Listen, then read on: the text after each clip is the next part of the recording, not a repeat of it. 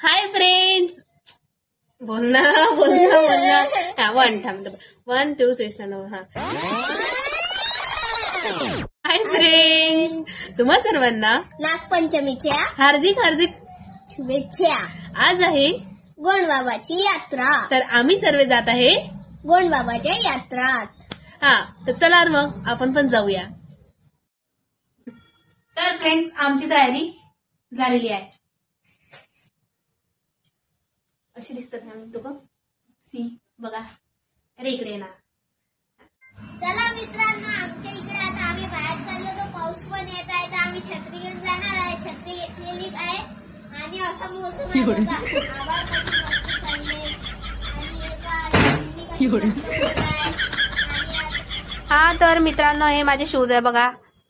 तसे तर मी धुतलेच नाही, कारण की आता पावसाळा चालू आहे ना, म्हणून मग एवढे खराब झाले. पण काही नाही, आता खालच्या आता एवढ्या लंब्या लंब्या पायऱ्या उतरत चालत आहे, म्हणजे जावं लागणार आहे आता खाली. चला मी तुम्हाला दाखवते. एवढ्या लंब्या पायऱ्या आहे की उतरायच्या जीवार येते, पण आता काय करणार आहे. इथं कोणी ऍक्सिलेटर लावलं असतं तर भरकन गेलो असतो आम्ही, पण आता हायच नाही. चला तुम्हाला दाखवून देतो. एवढ्या मोठ्या पायऱ्या आहे पहा. इथंही पायऱ्या आहे, इथंही पायऱ्या आहे. त्यात माझ्या मावशी हे पण येत आहे आमच्यासोबत. आता आपण गोंडबाबाच्या यात्रेमध्ये पोहोचलो आहे. आता तिथे त्यांचं मंदिर आहे, तर मग चपला मपला काढला पटापट आणि मग घुसलो मंदिरात.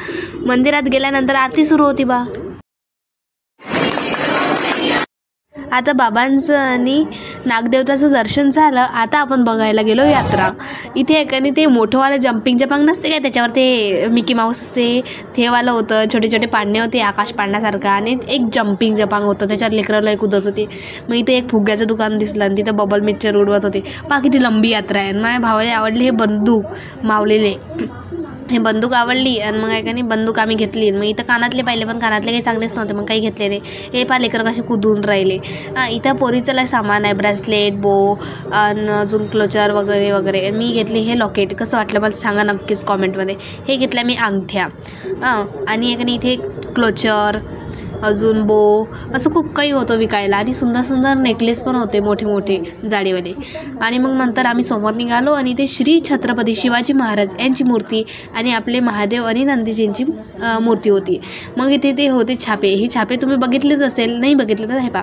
हे एकाने अशी मेहंदीसारखे असते आणि एकाने ते जसं तो डब्बा दिसत आहे त्याच्यात एकाने ते शाईसारखं असते ना, ते असं एकदम मेहंदीसारखं असते. ते असं हातावर उमटवलं की एकाने पूर्ण असं मेहंदीसारखं येते.